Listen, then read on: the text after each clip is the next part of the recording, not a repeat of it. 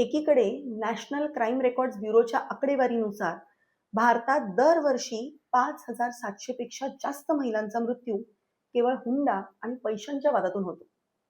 म्हणजेच दररोज सुमारे 16 महिलांना हुंड्यामुळे आपले प्राण गमवावे लागतात. तर दुसरीकडे घटस्फोटाच्या प्रमाणामध्येही वाढ होत चालली आहे. इनफॅक्ट मेट्रो शहरांमध्ये फॅमिली कोर्टात दाखल होणाऱ्या केसेसमध्ये 35 ते 40% वाढ झाली आहे. आणि या बहुतांश वादांच्या मुळाशी एकच गोष्ट असते, ती म्हणजे लग्न कार्यात मुलीला मिळालेले तिचे दागिने आणि पैसे, ज्याला आपण कायदेच्या भाषेत स्त्रीधन म्हणतो.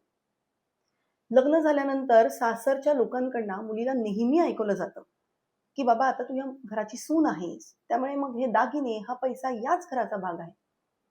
अनेकदा सासू किंवा पती सुनेचे सर्व दागिने स्वतःच्या लॉकरमध्ये ठेवतात आणि चुकून जर संसार मोडायची वेळ आलीच तर ते दागिने तिला परत देण्यास नकारही देतात. पण मित्रांनो, सुप्रीम कोर्टाने आता या परिस्थितीवरती एक ऐतिहासिक आणि कडक निर्णय दिलाय. म्हणूनच आजच्या व्हिडिओमध्ये अगदी सोप्या भाषेत आपण पाहणार आहोत की तो निर्णय काय आहे. सासू किंवा पती सुनेचे सर्व दागिने स्वतःच्या ताब्यात ठेवू शकतात का? किंवा जर त्यांनी ते दागिने परत देण्यास नकार दिला तर त्यांच्यावर कोणती कारवाई होऊ शकते? आणि सगळ्यात महत्त्वाचं, स्वतःचे हक्काचे दागिने सुरक्षित ठेवण्यासाठी प्रत्येक महिलेला कोणता कायदा माहीत असणं गरजेचं आहे. त्यामुळे आजचा हा अत्यंत महत्त्वाचा व्हिडिओ शेवटपर्यंत नक्की पहा.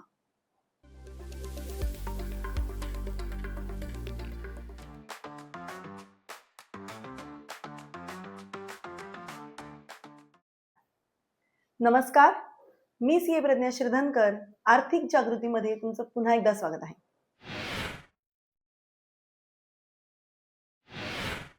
सगळ्यात आधी आपण एक अत्यंत महत्त्वाची गोष्ट समजून घेऊया.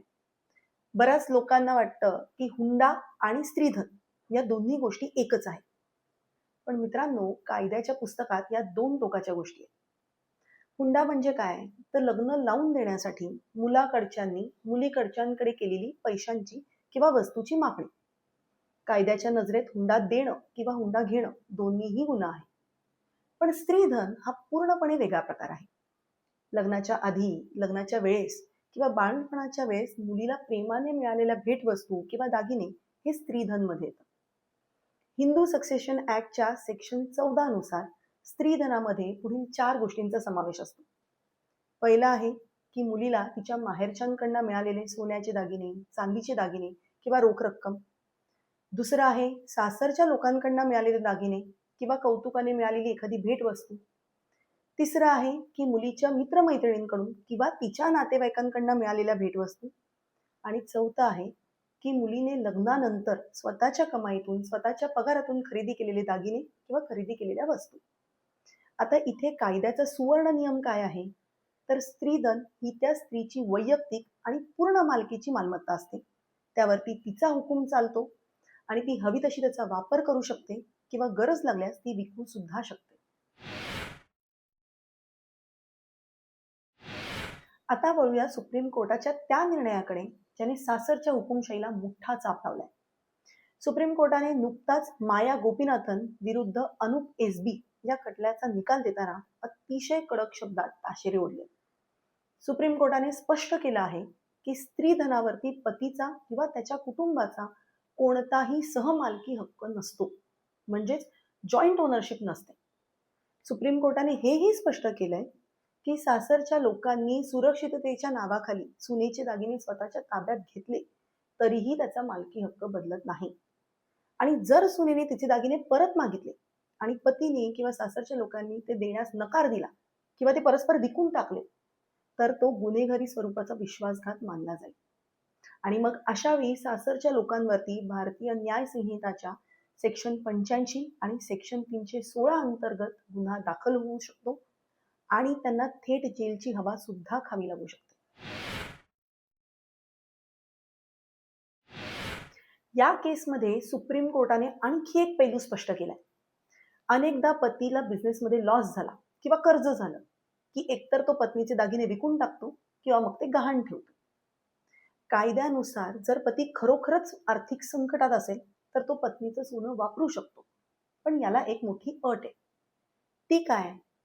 तर संकट टळल्यानंतर पतीचे कायदेशीर आणि नैतिक कर्तव्य आहे की त्याने पत्नीला त्या सोन्याची संपूर्ण रक्कम किंवा तेवढंच सोनं आणून दिलं पाहिजे. लक्षात घ्या, संकट काळात घेतलेले दागिने किंवा सोनं पतीने स्वतःचीच मालमत्ता समजून पचवून टाकणं हा कायद्यानुसार गुन्हाच आहे.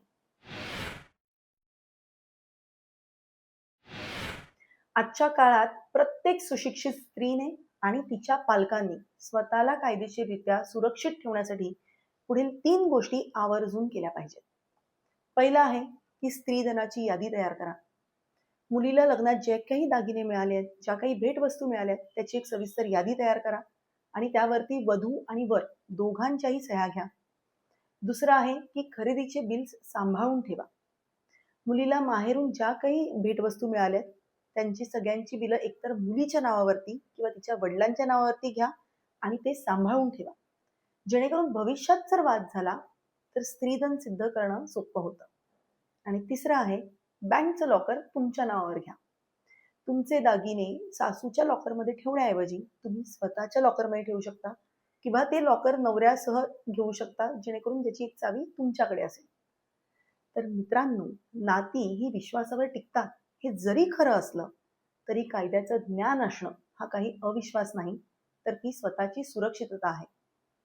आपल्या देशात दररोज हुंड्यामुळे जाळल्या जाणाऱ्या महिलांचा आकडा वाढतोय, घटस्फोटाचे प्रमाण वाढत आहे. त्यामुळे डोळे उघडे ठेवून जगणं ही आज काळाची गरज नाहीये. आता मला तुम्हाला विचारायचं आहे की सुप्रीम कोर्टाच्या निर्णयाबद्दल तुमचं मत काय आहे? हा कायदा महिलांच्या सुरक्षिततेसाठी योग्य आहे की त्याचा गैरवापर होऊ शकतो? तुमचं मत कमेंटमध्ये नक्कीच लिहा. आणि जर आजचा हा व्हिडिओ तुम्हाला माहितीपूर्ण वाटला असेल, आवडला असेल, तर त्याला लगेच लाईक करा, जास्तीत जास्त शेअर करा आणि असेच माहितीपूर्ण व्हिडिओसाठी आर्थिक जागृती या आपल्या चॅनलला सबस्क्राईब करा. थँक्यू.